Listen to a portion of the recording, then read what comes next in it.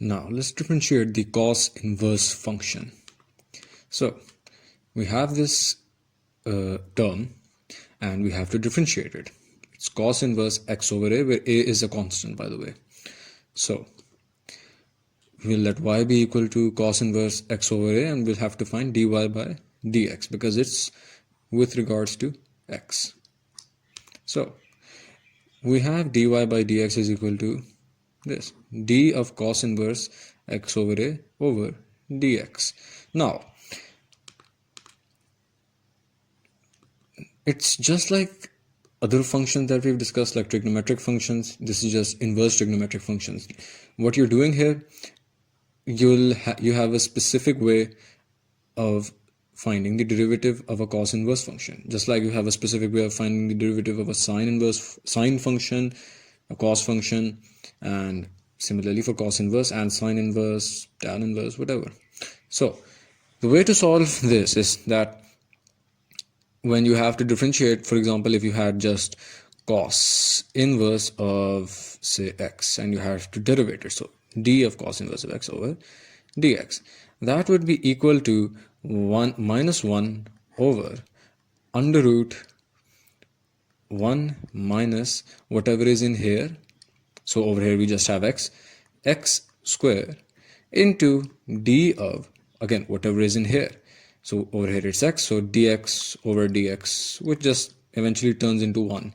But this is just to explain the concept of it, that what's the formula for cos inverse of x. And over here we have cos inverse of x over a. So we have minus 1, just like we have minus 1 over here. And in the denominator, under root 1 minus whatever is in here, squared. Over here we had x, the cos inverse of x, so x square. Over here we have cos inverse of x over a, so x over a whole square. And then you'll have to multiply that with the derivative of whatever is inside here in the brackets.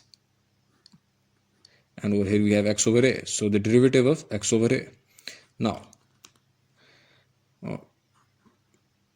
once you actually simplify this under root, whatever is in this under root, you get this, a square minus x square over a. That's by taking the LCM, by the way. And the derivative of x over a is obviously 1 over a. I don't really have to explain the power rule again.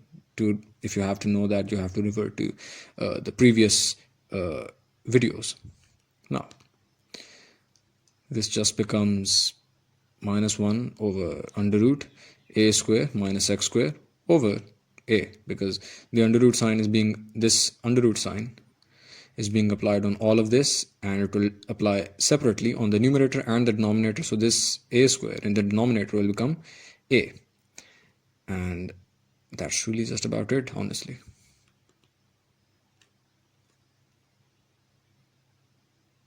Oh, wait, one little thing. Since it's in the second denominator over here, you can cancel out this a, and then you'll get basically this as the final answer.